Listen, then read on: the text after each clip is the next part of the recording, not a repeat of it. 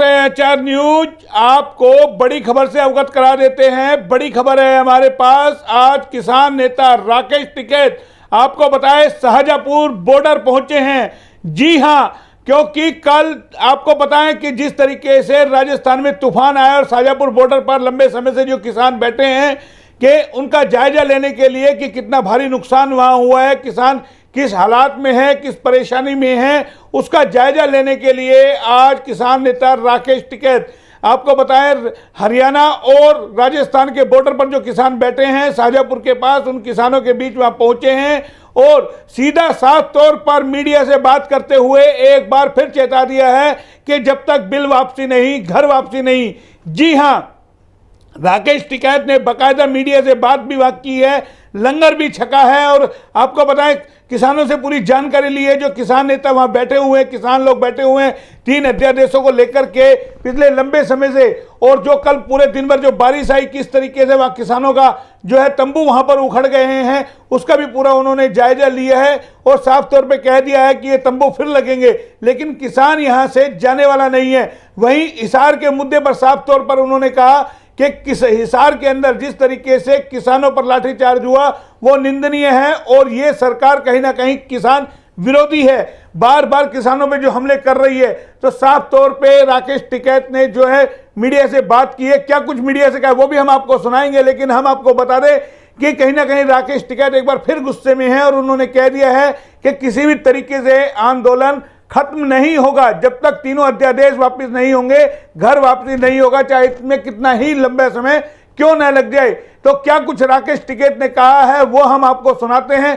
लेकिन आज एक और चीज निकल के आई है कि जब राकेश टिकैत यहां पहुंचे हैं तो किसानों के हौसले एक बार फिर बुलंद हुए हैं और किसान देखिए भारी संख्या के अंदर, हालांकि आपको बता दें कुछ किसानों ने यहां सोशल डिस्टेंस का जो उल्लंघन भी किया है, कईयों के आप देख रहे होंगे मास्क भी नहीं है, लेकिन क्योंकि किसानों में कोरोना को लेकर के कोई खास डर नहीं है।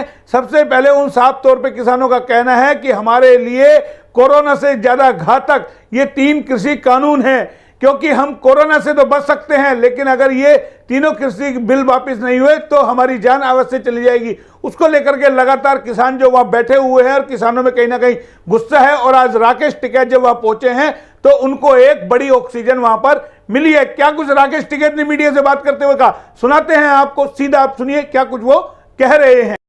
ये पहुंचे हैं कि कोई नुकसान तो नहीं हुआ, तूफान का यहाँ तक कोई असर तो नहीं हुआ, लेकिन बारिश ठीक होगी। ये बारिश तो खेतों में ठीक काम करेगा और जुताई हो जाएगी और इतना नुकसान तो हो ही जाता है, फिर दोबारा खड़े हो जाएंगे। यहाँ क्या कोई कंस्ट्रक्शन हो रही थी, पक्के की दीवार ढहेगी, पिलर टूट के बांस है, फिर अपना बांध देंगे। हिसार में जो हुआ ठीक नहीं हुआ। हिसार में सरकार कोई ठीक, हाँ सरकार कहाँ ठीक कर रही, सरकार तो कर ही नहीं रही ठीक। किसानों पर लाठीचार्ज कर रहा वहाँ पे और किसानों पर मुकदमे लिख दिए। जिन किसानों को चोट लगी वे भी मुकदमे लिखवा लगे, तो क्या सरकार लिख देगी? आप कह रहे हैं किसानों में सरकार में सहमति हुई है, उसी मुद्दे पर सहमति हुई थी, लेकिन 2 दिन बाद में मुकदमे लिखने, तो सरकार अपने वादे से पीछे हटी। क्या तावते तूफान की चेतावनी पहले से मिल चुकी थी, सरकार ने पुख्ता इंतजाम नहीं किए, जिसकी वजह से काफी जाने गई हैं कई राज्यों में। हाँ, कई राज्यों में बहुत जान गई। तूफान की स्पीड भी बहुत ज़्यादा थी, स्पीड थी। यहाँ तो नहीं इतना ज़्यादा नुकसान हुआ। आज देखने आए, पूरे सर्वे करने आए आज, और सब लोग, राजा राम जी, अमला राम जी, सब लोग हैं यहाँ पे, युद्धवीर सिंह, सारी पूरी टीम आई कि भाई यहाँ किसी चीज़ की ज़रूरत तो नहीं है, नुकसान ज़्यादा तो नहीं हुआ, तो सारी चीज़ें देखने यहाँ पे आए आज। काफ़ी लंबा आंदोलन चल चुका है, लेकिन तो ज़्यादा लंबा कहाँ होगा, 6 महीने तो हुए अभी, ज़्यादा लंबा कहाँ हो गया? अभी नहीं ज़्यादा लंबा हुआ, अभी तो चला गया। ये इंतजाम अब बरसात के करने इनको, क्योंकि अब पहली बरसात थी एक, तो इससे पता चलेगा कि कहाँ पानी आएगा, कहाँ से छत टपकेगी, कहाँ कच्चा हुआ है, तो ये कंस्ट्रक्शन करे और ज़्यादातर चद्दर अब लगेंगी, पक्के हुए होंगे। जैसे महामारी चल रही है, अब ब्लैक फंगस भी आ रही है संक्रमण के बाद। देखो, बीमारी का रास्ता हॉस्पिटल जाता है और किसान आंदोलन का रास्ता पार्लियामेंट जाता है, दोनों के रास्ते अलग अलग हैं। ये कोई एक जगह थोड़ा मिलेंगे भाई। कोई बीमार होगा तो हॉस्पिटल जाएगा, सरकार कहीं काम की है। सरकार को हॉस्पिटल पे काम करना चाहिए, सरकार को स्कूल पे काम करना चाहिए। जो भी इलेक्शन लड़ रहा वो दूसरे उस पर काम कर रहा, देश में तो अब काम हॉस्पिटल पर उस पर होना चाहिए। तो संक्रमण से जैसे कई जगह ऑक्सीजन की कमी से भी मौतें हुई हैं। मौत हुई है, तो उसमें हमने सरकारों को लिखा कि आप गांव में हॉस्पिटल, ऑक्सीजन हॉस्पिटल बनाओ। और यूपी में और बहुत जगह गांवों में वो उस पर ट्रायल हुआ। हमने भी वो सिलेंडर खरीदे और वो दिए, तो उनसे बहुत लोगों की जान बची। जो सिख संगठन है उन्होंने भी वहाँ पे गाजियाबाद में ऑक्सीजन हॉस्पिटल उन्होंने चलाया, लंगर चलाया उसका। और अब एक बड़ा करीब 200 बेड का हॉस्पिटल उनको दे दिया चलाने के लिए, और वे वहाँ पे चला रहे हैं। जो इंटरनेशनल खालसा एड वाले हैं वे चला रहे हैं, पूरा सिख समाज उसको चला रहा है और बड़ा सहयोग कर रहे हैं। अब तो उत्तर प्रदेश सरकार ने भी उसको अलॉट कर दिया 200 सिलेंडर हर रोज़ के लिए, जैसे हॉस्पिटलों को देते हैं। तो उनसे बहुत लोगों की जान बच रही। तो हमको चाहिए कि हमको ऑक्सीजन हॉस्पिटल अलग से गांवों में बनाने पड़ेंगे। उस पर सरकारों को कहा है, तो उस पर कुछ सरकारें खास करके उत्तर प्रदेश और उत्तराखंड ने वहाँ पे काम शुरू करा है और अपने संगठन के लोग भी लग रहे हैं। और हमने ये कहा सरकारों को, जहाँ पे हमारे संगठन की ज़रूरत हो आप बताओ, हम आपकी हेल्प करेंगे उसमें, इस बीमारी में हम हेल्प करेंगे उसमें। कई जगह देखा जा रहा है कि जिस महामारी के अंदर प्राइवेट अस्पताल है वो चांदी कूट रहे हैं, मरीजों की जान जा रही है लेकिन उसे पैसे की लगी है। क्या संदेश देंगे उनको? उनको संदेश ये है कि गवर्नमेंट को कंट्रोल करना चाहिए, उस पर जो निगरानी कमेटी है वो करे। क्योंकि अगर किसी का कोविड आ गया तो 5 लाख रुपये उसे चाहिए, और फर्जी कोविड भी वे बताते हैं। तो जब तक सरकार इसको अपने हाथ में नहीं लेगी पूर्ण रूप से, इस बीमारी की मॉनिटरिंग सरकार नहीं करेगी, तो जब तक काम नहीं चलेगा। और दूसरी शिकायतें ये भी आई कि जिन लोगों ने पॉलिसी ले रखी है और जिन्होंने करोड़ रुपए की पॉलिसी भी जिन्होंने करवाई, जिनकी 10 लाख 20 लाख रुपए की पॉलिसी भी है, उसको भी इसका लाभ नहीं मिल रहा। उन लोग कहते हैं नहीं कैश जमा करो। भाई पॉलिसी अगर उसने करवा दी, हेल्थ पॉलिसी, तो उसका लाभ मिलना चाहिए। ट्रांसपोर्टर है हमारे, गाड़ियां खड़ी है, उनकी किस्त जा रही है। तो कोविड में जिस तरह से 20 लाख करोड़ रुपया पिछले साल भारत सरकार ने कहा कि हम निकाल रहे हैं, तो इनको भी होना चाहिए। उनकी किस्तें हैं जो वो करते हैं, होटल वाले हैं, ये हैं, तो वो भी आ गए ना, तो वो भी उसमें आना चाहिए। स्कूल है भाई, स्कूल के अगर माफ़ होगा कुछ उनको मिलेगा तो वो बच्चों की भी फीस माफ़ करेंगे।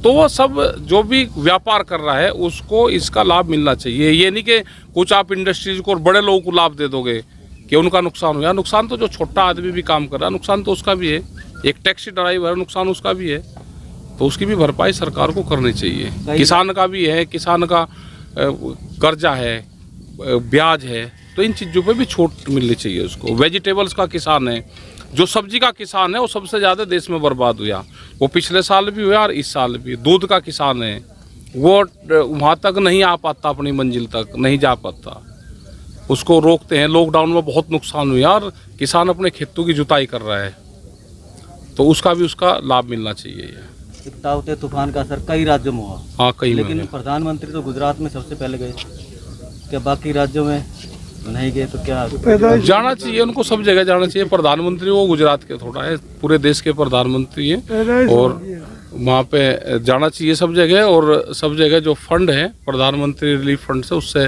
उनको पैसा देना चाहिए जहाँ जहाँ पे भी नुकसान हुआ है।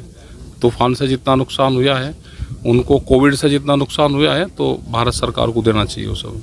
किसान डटा रहेगा, किसान कहीं नहीं जाता, किसान यहाँ से जाएगा नहीं कहीं भी जब तक कानून वापसी नहीं होंगे, एमएसपी पे कानून नहीं बनेगा, भारत सरकार इन सब मसलों पे बातचीत नहीं करेगी, किसान कहीं नहीं जाएगा। कोरोना का रास्ता, बीमारी का रास्ता अस्पताल जाता है, किसान का रास्ता पार्लियामेंट जाता है, दोनों के रास्ते अलग अलग है। लेकिन सरकार तो बार बार प्रयास कर रही है। आ जाएगी सरकार, 2024 तक आ जाएगी। किसान कहीं नहीं जाना। 6 महीने को ज़्यादा थोड़ा होते हैं आंदोलन को। यहाँ से बहुत सी चीज़ सीखने को मिला। कल घर वालों के साथ में लड़ाई होगी तो ये टेंट घर के बाहर भी तो काटने पड़ेंगे। ऐसा नहीं है कि ऐसे ही चले जाएंगे। बहुत चीज़ सीख ली यहाँ पे, एकजुटता सीख ली, मजबूती सीख ली। एक वैक्सीनेशन को लेके बात चल रही थी काफ़ी समय से कि किसान वैक्सीनेशन नहीं करवा रहे। नहीं, हमने कभी मना नहीं करा, सरकार नहीं कर रही, वो कैंप लगाए और करे, कौन मना कर रहा है उनको। तैयार है? हाँ, हम तो तैयार है। हमने तो पहले भी कहा, और कुछ बोर्ड रुपए उन्होंने 1 आध दिन कैंप लगाए, क्योंकि दवाई सरकार के पास नहीं, नाम किसान के कह रहे भाई दवाई हो तो लगवा दो ना, यहाँ सेंटर खोल दो, गांव वाले भी लगा लेंगे, किसान भी लगवा लेंगे, ये पुलिस के लोग भी लगवा लेंगे, सब खोल दो, इकट्ठा ही लगवा लेंगे। है ही नहीं। ये झूठ बोलते हैं।